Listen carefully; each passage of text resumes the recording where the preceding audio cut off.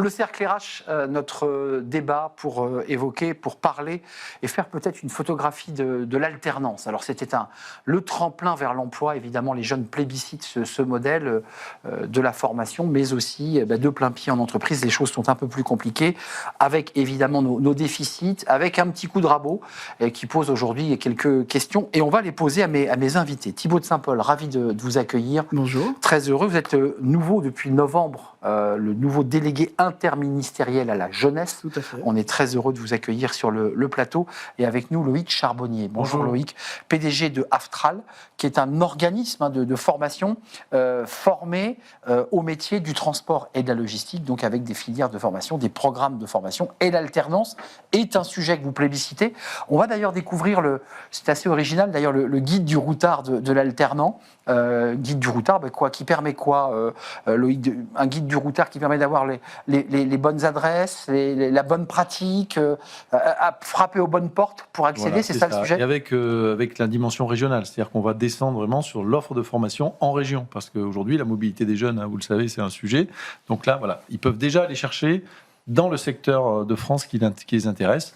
Et là, ils vont voir un peu les différentes filières sur tous les métiers, avec quelques acronymes et quelques logotypes du guide du routard. Par exemple, est-ce que c'est des formations aussi qui sont accessibles pour des personnes en situation de handicap, des éléments sur la qualité des formations, etc. Donc, c'est vraiment un guide dans l'esprit du guide du routard. Aftral qui appartient au réseau Walt, et Walt a porté notamment, et on va en parler avec vous Thibaut, ce guide du routard. Quand même, vous incarnez l'interministériel, donc il y a quand même cette consonance politique d'engagement. On voit quand même que dans sa dernière note de conjoncture publiée en juin et septembre 2025, donc c'est tout récent, l'INSEE met en évidence un net recul de l'alternance après des années de progression et de succès. Vous confirmez que globalement, aujourd'hui, vu l'état de nos finances, on ne peut plus proposer le même volume et les mêmes aides aux entreprises qu'on a pu les proposer il y a quelques années encore?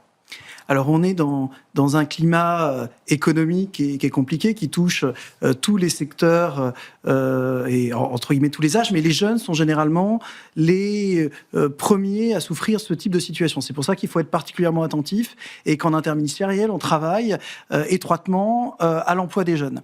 L'alternance, c'est une solution qui a fait ses preuves, sous réserve d'accompagner bien les jeunes, et c'est pour ça que le guide du routard dont on parlait à l'instant est vraiment une initiative intéressante, parce que c'est donner les clés à tous les jeunes, et en particulier ceux qui sont les plus éloignés, et c'est ce qui nous intéresse pour justement réussir leur alternance ou trouver effectivement le bon cadre pour l'alternance. Comme vous le signalez, en fait, ce qu'on observe actuellement, c'est effectivement des difficultés un peu plus fortes pour les jeunes à trouver des alternances, notamment du côté des entreprises, d'où l'importance d'actions qu'on soutient et que vous avez évoquées à l'instant, d'associations comme Walt, qui vont accompagner sur la durée des jeunes qui veulent aller vers l'apprentissage, c'est-à-dire les accompagner même avant, en leur expliquant ce qu'est l'apprentissage, et puis, notamment, on pourra en reparler au travers du mentorat, au travers d'un accompagnement sur plusieurs mois, faire que l'apprentissage se passe bien et que le jeune n'abandonne pas en cours de route. D'accord, là on est du côté du jeune. Moi j'évoquais quand même les blocages, je dirais, politiques. Alors on voit bien qu'il y a un double effet, il y a à la fois le coup de rabot budgétaire, il a eu lieu, et d'ailleurs Walt s'en était plaint, en évoquant évidemment des difficultés, et puis une tendance économique qui n'est pas favorable évidemment, parce que les entreprises commencent à freiner. Qu'est-ce que vous dites chez Walt?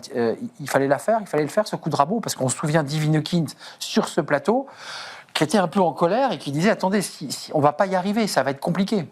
Je crois que oui, il y a eu des mesures qui ont été prises. Je pense que ça reste des mesures qui déstabilisent pas le système. En tout cas, la réforme de 2018, qui a été une réforme majeure pour les jeunes, puisque aujourd'hui, ça a permis d'atteindre le million d'apprentis en France. Alors aujourd'hui, on est en recul, mais clairement, en tout cas, cette réforme, elle a fait passer un cap mental, je dirais, auprès des entreprises comme auprès des jeunes et des familles, sur la perception de l'apprentissage. Aujourd'hui, nous on le voit, puisqu'on est au contact des jeunes toute l'année, aujourd'hui, ils plébiscitent l'apprentissage. Et aujourd'hui, même s'ils ne trouvent pas de formation en apprentissage, ils n'iront pas se former. Donc, ils renonceront à progresser, à évoluer. Mais on voit bien que le goulet s'est resserré, c'est plus compliqué. Il y a beaucoup de jeunes qui plébiscitent l'apprentissage, et je pense que vous y avez tous contribué. Et il y a une réalité, c'est qu'il y a moins de jeunes qui accèdent à l'apprentissage. Est-ce que ça, vous le confirmez ? Alors, il y a moins de jeunes qui accèdent parce qu'il y a aussi moins d'offres d'entreprise. Il y a moins d'offres d'entreprise parce qu'effectivement, le système de l'apprentissage est quand même moins favorable pour les entreprises aujourd'hui. Et puis également, les entreprises, elles ont quand même aussi un carnet de commandes qui est moins fourni qu'il y a 2 ou 3 ans. Donc, ça influe aussi sur la demande. Donc, c'est vrai qu'aujourd'hui, on a plutôt plus de jeunes qui sont en recherche de formation d'apprentissage que d'entreprises en mesure de proposer ces contrats. Thibaut de Saint-Paul, juste quand même, est-ce qu'il y a eu un effet d'aubaine, parce que ce sujet avait été soulevé quand même assez rapidement sur l'idée que certaines entreprises auraient pu tout à fait embaucher ces jeunes collaborateurs sans passer par l'alternance, sans avoir forcément besoin d'aide. Il y a eu un effet d'aubaine. On dit quoi ? Il y a un recentrage, il y a un rééquilibrage. Comment on pourrait définir, au-delà des enjeux budgétaires, est-ce qu'on est en train de mieux cibler l'apprentissage et ses besoins ? Alors notre conviction déjà, c'est de le redire et de le réaffirmer, l'apprentissage c'est une solution qui marche et qui a permis à de nombreux jeunes de s'insérer, de trouver un métier, une voie professionnelle qui correspondait à leurs attentes. Et tout ça dans un cadre qui leur correspondait mieux, qui leur permettait de répondre aux besoins de logement, enfin financiers, pour pouvoir poursuivre ses études. Et donc c'est quelque chose qui fonctionne.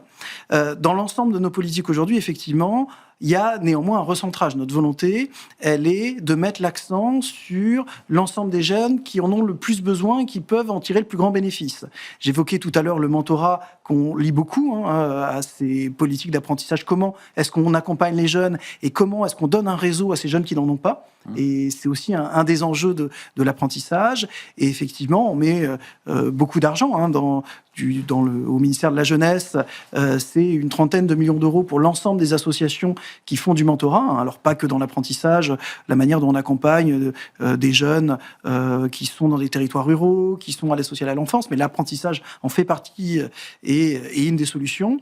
Et on a mis un axe très fort sur le fait d'aller chercher les jeunes qui peut-être s'auto-censuraient plus facilement et qui peuvent bénéficier plus de cette solution. Quand même, revenons à Aftral, parce que vous êtes un grand pôle de formation depuis 60 ans, donc vous avez quand même une visibilité, un historique. On sait que dans le problème de la logistique, dans le secteur de la logistique et du transport, il y a une pénurie de main-d'œuvre, il y a des difficultés de recrutement dans vos secteurs.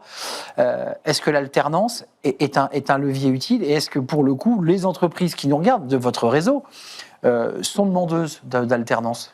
Oui, aujourd'hui, l'alternance, c'est devenu une façon de recruter les jeunes. C'est ça. Clairement. Et je disais tout à l'heure que l'esprit a changé pour les jeunes, mais l'esprit a aussi changé pour les entreprises. Il y a beaucoup d'entreprises qui, avant, ne prenaient pas d'apprentis. Aujourd'hui, toutes les entreprises prennent des apprentis, et parfois en nombre important. Et c'est devenu finalement une façon de recruter des jeunes, parce que pendant cette période d'alternance, l'entreprise, elle peut aussi voir un peu les capacités du jeune. Et c'est une forme de test, on l'observe. Voir son comportement professionnel, et ensuite la recruter avec des recrutements qui sont sécures et qui s'inscrivent dans la durée. Et une période de transmission et d'apprentissage. C'est-à-dire que c'est aussi ce temps qu'on va donner aux jeunes pour monter en compétences, pour gagner, pour se familiariser, pour apprendre aussi les codes qui peuvent lui manquer en termes de comportement, par exemple. Donc c'est aussi une vraie chance. Exactement. Donc c'est aussi une vraie chance pour amener le jeune à une employabilité qu'il n'avait pas au départ. Oui. On a entendu Walt et votre réseau qui dit on accélère sur l'alternance, c'est le guide du routard. On a des entreprises, vous nous dites, qui sont prêtes à ouvrir grand leurs portes. Donc chez vous, il n'y a pas de problème. Le transport reste ouvert malgré le coup de rabot budgétaire. Les portes des entreprises du transport sont ouvertes à l'alternance. Alors comme je vous disais tout à l'heure, effectivement, aujourd'hui, c'est aussi le carnet de commandes qui va guider aussi la demande de jeunes en apprentissage. Le deuxième effet. Voilà. Aujourd'hui, on a plutôt plus de jeunes qui sont en recherche de contrats. Que d'entreprises qui ouvrent la porte. D'entreprises qui sont à mesure de les accueillir. Quand même, ce chiffre toujours tiré de cette note de conjoncture, près de 90 000 emplois supplémentaires pourraient disparaître, nous dit cette note, d'ici la fin de l'année, parmi lesquels une large part d'alternants et qui pourraient de nouveau faire monter le chômage. Alors, vous n'êtes pas responsable du coup de rabot budgétaire, ou alors vous étiez à Bercy il y a quelques mois encore, mais on voit bien quand même que ces enjeux sont des enjeux extrêmement préjudiciables. Vous qui portez la jeunesse, pour permettre à cette jeunesse de trouver une place dans notre société. Enfin, je veux dire, c'est un sujet sérieux quand même. on en est évidemment qui est absolument majeur. Et comme je le disais tout à l'heure, les jeunes sont souvent les premières victimes quand la conjoncture économique bouge. Donc, avec une attention particulière qui doit leur être portée. Et c'est ce qu'on défend, et c'est ce que je défends en tant que délégué interministériel à la jeunesse, c'est que systématiquement, on pense aux jeunes et que, effectivement, des efforts particuliers soient mis de ce point de vue. Et donc, ce qui a été annoncé ces derniers mois, c'est un plan interministériel pour l'emploi des jeunes, dans lequel on retrouve le ministère de l'Emploi et toutes ces administrations qui sont en ordre de marche, quelles que soient les tutelles politiques, la jeunesse qui y est associée, l'éducation nationale aussi, et comment est-ce qu'on travaille en commun pour justement ouvrir les horizons de nos jeunes et malgré ce contexte, faire en sorte qu'ils puissent trouver les opportunités. Et c'est pour ça que ce que fait Walt, ce guide du routard, ce sont des exemples parmi d'autres de la manière dont on dit aux jeunes, il y a des opportunités pour vous qui existent et cette connaissance, en fait, on bute souvent sur cette information, cette connaissance des opportunités. Et donc, toutes les tentatives qui amènent à leur montrer les possibilités, il y a des emplois à tel endroit, j'y aurais pas pensé, telle filière recrute. C'est l'intérêt du guide du routard. D'ailleurs, vous allez au niveau de détail par département, comme un guide du routard d'ailleurs, qui permet de cartographier les besoins. La suite, vous, en tant que à la tête de cette structure Aftral, dans un secteur en difficulté en termes de recrutement, c'est quoi ? On maintient les alternances, parce qu'on a parlé des entreprises et des jeunes, mais il y a aussi au milieu les CFA, les écoles, les groupes scolaires qui travaillaient sur l'alternance et qui faisaient vivre aussi les salariés.